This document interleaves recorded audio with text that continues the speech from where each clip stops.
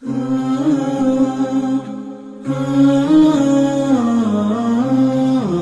سوال یہ ہے کہ یہ جو بڑی راتیں جو آتی ہیں، لیلۃ القدر جو آتی ہے، اور یہ شب معراج جو آتی ہے، اور شب برات جو آتی ہے، تو لوگ جو خصوصاً پاکستان اور انڈیا میں لوگوں نے جو ایک مقرر کر لیا ہے کہ وہ جاگنے والی رات ہے اور رات بھر عبادت کرنی ہے، اور اسی رات ساری آپ کو اپنی نفل نمازیں پڑھنی ہیں،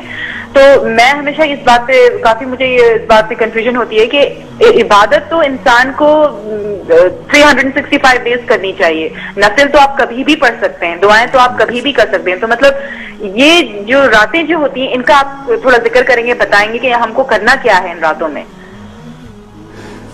جو بہن نے سوال کیا کہ کئی راتیں ہم ہمارے معاشرے میں بناتے، لیکن جو قرآن مجید میں جس کا ذکر ہے وہ لیلۃ القدر،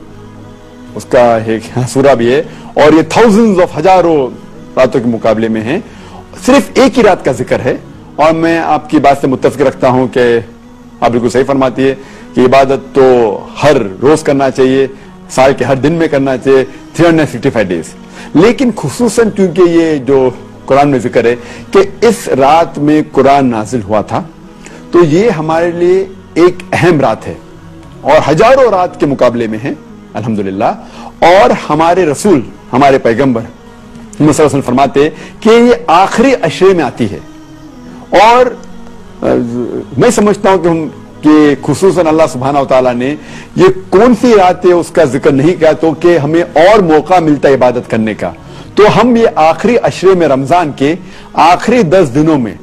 خصوصاً کہتے ہیں کہ it should be alternate, it should be odd days, یا 21ویں رات ہو یا 23ویں یا 25ویں یا 27 یا 29ویں رات، ان ایک راتوں میں ہونا، اور کیونکہ ہمیں پتہ نہیں کہ رمضان کبھی ایک دن لیٹ شروع ہوتا ہے، ایک دن پہلے شروع ہوتا ہے، تو اسی لیے ہم